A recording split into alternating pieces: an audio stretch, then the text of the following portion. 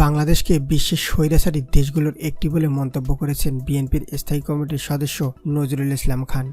BNP chairperson Khaleda জিয়ার নিঃশর্ত মুক্তির দাবিতে গতকাল দুপুরে জাতীয় প্রেস ক্লাবের তোফাজ্জল হোসেন মানিক মিয়া হলে জাতীয়তাবাদী কর্মজীবী দল আয়োজিত এক আলোচনা সভায় তিনি এ মন্তব্য করেন।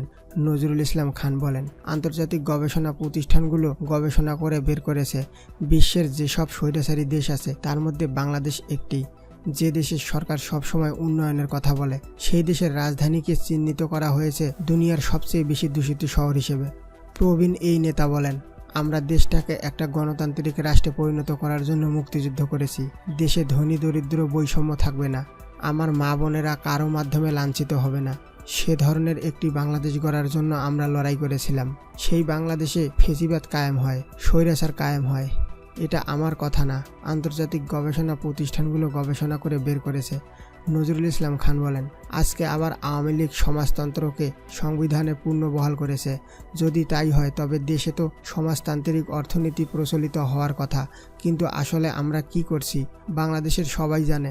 এটা একটা মুক্তবাজার অর্থনীতির দেশ।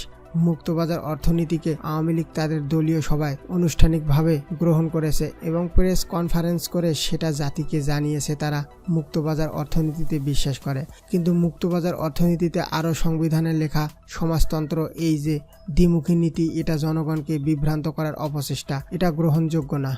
মানবাধিকার ও মহিলা সংগঠনগুলোর সমালোচনা করে তিনি বলেন, অগ্নিদগ্ধ হয়ে মৃত্যুর কোলে ঢলে পড়েছে মাদ্রাসা ছাত্রী নুসরাত জাহান রাফি। এখনও তো মানবাধিকার ও মহিলা সংগঠনগুলোকে সোচ্চার হতে দেখিনি। আজকে আমরা শুনি নুসরাতকে যারা লাঞ্ছিত করেছে তাদের মধ্যে ক্ষমতাসীন দলের লোকেরা আছে। তাদের একজন নেতাকে বহিষ্কার করা হয়েছে। যাদের গ্রেপ্তার করা হয়েছে তাদের সঙ্গে সখ্যতা ক্ষমতাসীন দলের। আমরা দাবি করব, নুসরাতকে লাঞ্ছিতকারী সে যেই হোক না কেন তাকে বিচারের আওতায় আনতে হবে এবং উপযুক্ত শাস্তি দিতে হবে। কিন্তু হবে কি না জানি না। বিএনপি চেয়ারপারসন খালেদা জিয়া কোনো অপরাধ করেনি দাবি করে নজরুল ইসলাম খান বলেন, তিনি কোনো দুর্নীতির সঙ্গে যুক্ত ছিল না। তার অত্যন্ত ঘনিষ্ঠ সহকর্মী হিসেবে এ কথা আমরা জোর দিয়ে বলতে পারি, কিন্তু তাকে জেল দেয়া তো বন্ধ করতে পারি না, কারণ আজকে আইন বিভাগ পর্যন্ত সরকার তাদের অধীনস্থ করে ফেলেছে।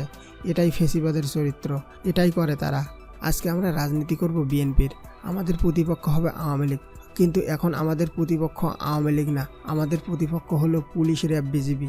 আমি যখনই একটা মিছিল মিটিং করতে যাই তখন আমার সামনে আওয়ামী লীগ দাঁড়ায় না। এই যে রাষ্ট্রকে বিরোধী রাজনীতির প্রতিপক্ষ বানানো, এটাকেই বলে ফেসিবাদ, এটাই হলো স্বৈরাচার।